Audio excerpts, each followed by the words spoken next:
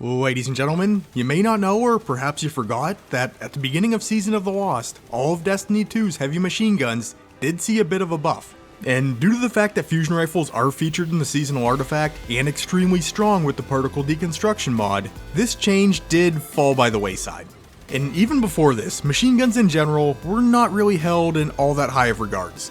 They haven't been in a great place for quite some time.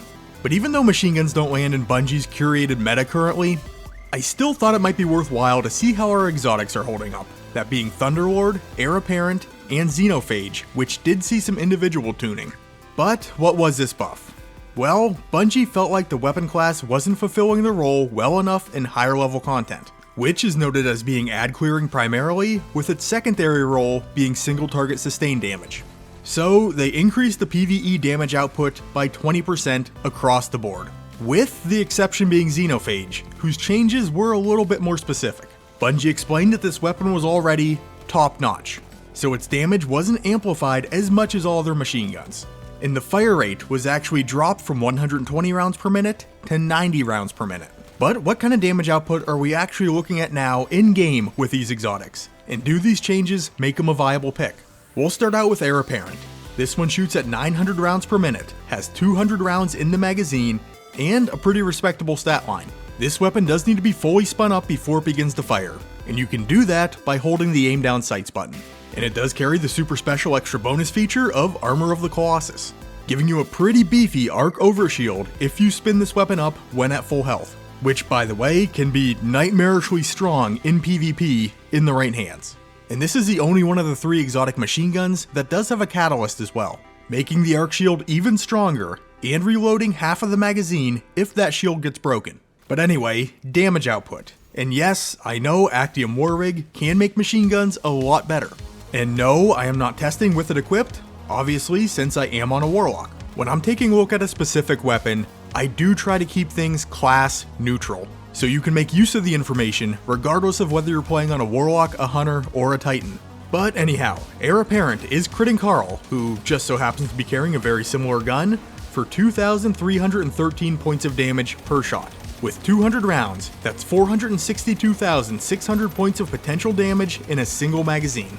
Time to fire off all bullets I have coming in at 13.35 seconds, so that puts the single mag damage per second at 34,652. And looking at the numbers before the recent machine gun buff, this does show a 19.9% damage increase. So Bungie made good on their promise. Moving on to Thunderlord, and this auto rifle, which is actually old as dirt, yet not quite as old as I am, was first introduced into the game back in year 1 of Destiny 1. It has a 450 round per minute fire rate with 62 rounds in the magazine. Securing kills with this weapon will generate lightning strikes, but also continually damaging enemies will generate lightning strikes through the perk Lightning Rounds. This perk will also increase the weapon's accuracy and fire rate as the trigger is held. But at this point, no catalyst for Thunderlord, the Lord of Thunder. And for the damage, versus Carl, a crit's gonna land for 2,888. And due to the exotic perk, for every 10 rounds landed, a lightning strike will occur. Each one will deal 6,002 points of damage, and in a single magazine, we can generate up to 6 of them. So, maximum potential damage in a single mag comes in at 215,068. Time to empty out all 62 rounds comes in at 6.33 seconds, so single mag damage per second sits at 33,976. Comparing this to the pre-buff numbers, this does show a 19.9% damage increase, with both the bullet and lightning damage seeing a boost. And I think it's worth pausing here for a bit to talk about the performance of Thunderlord and Heir Apparent. The single target damage output on both machine guns isn't great, and the 20% damage increase didn't exponentially help them out in this respect. But they're really not intended for single target damage, their primary function is ad clear. And I know a lot of people would argue, that's what your primary weapon is for.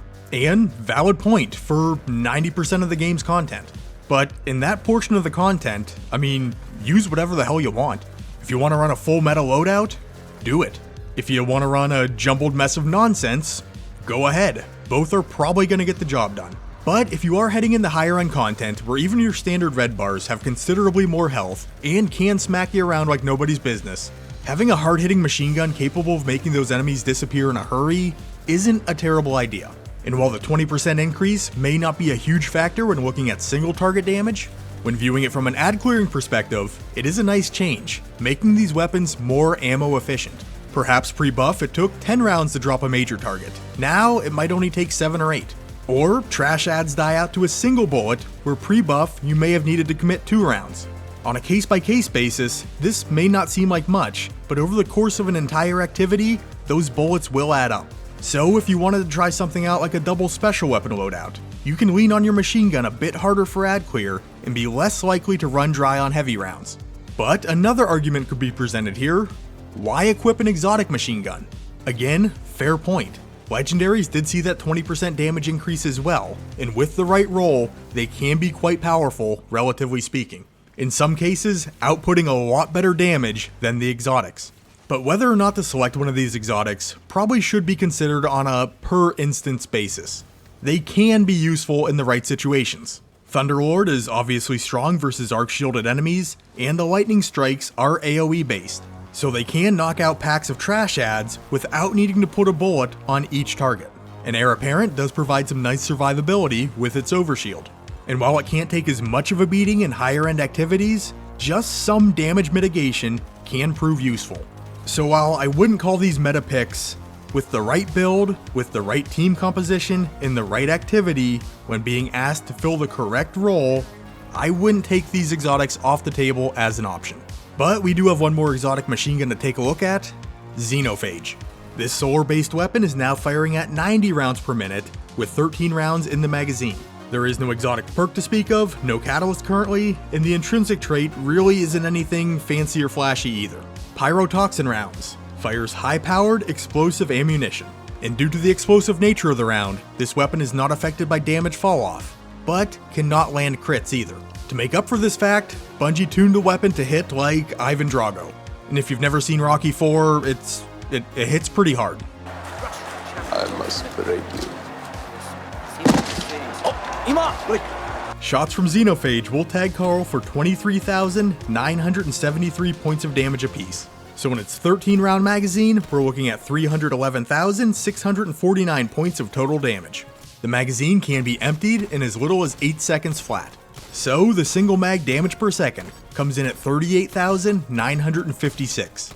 And this is kinda bad news for Xenophage, only getting an 8% per shot damage increase from the recent buff, while losing 9,000 points of ground in the single mag damage per second department due to the decrease in the fire rate, bringing it a lot closer to the damage output of our other 2 exotic machine guns. And I really think this bodes worse for Xenophage than it may seem to on the surface. And that's not to say that the high single shot damage can't be useful in some situations, but this was a weapon that you could also lean on for boss damage. Was this ever the absolute best damage per second option? No. But the unlimited range and the ease of use with it not needing to land crits made it a serious contender in a lot of cases. But this recent change moves it down the list at a point where it wasn't seeing extremely high usage already. Currently, with the more focused nature of the seasonal artifact, oftentimes the optimal play is just to follow the artifact. Currently, that's fusions and linear fusions. Next season, it looks like it might be rocket launchers. I mean, just look at the numbers compared to Jotun. Even without particle deconstruction, there's really not a huge discrepancy. And Jotun, being a special weapon, does have much better ammo economy. Xenophage, if it's ever to get some serious footing again, is gonna have to wait its turn, while Heir Apparent and Thunderlord might fare a little bit better, just simply due to the fact there's such a small selection of heavy weapons that really excel at efficient, high-level ad clearing. But there are a lot of heavy weapons designed to dump damage on a target, which is Xenophage's direct competition. And if one of those weapon classes is being boosted by some extremely powerful artifact mod, like particle deconstruction this season, it's just inevitable that they're gonna be the better option. But hey, these are just the thoughts of a simple-minded ironworker. Feel free to leave yours down in the comments if you have something to add to the conversation. Leave the video a like if you did enjoy it, subscribe if you want to see more, and hit the notification bell if you don't want to miss an upload. Twitter and Discord links are in the video description. You guys are awesome, and I will catch you on the next one.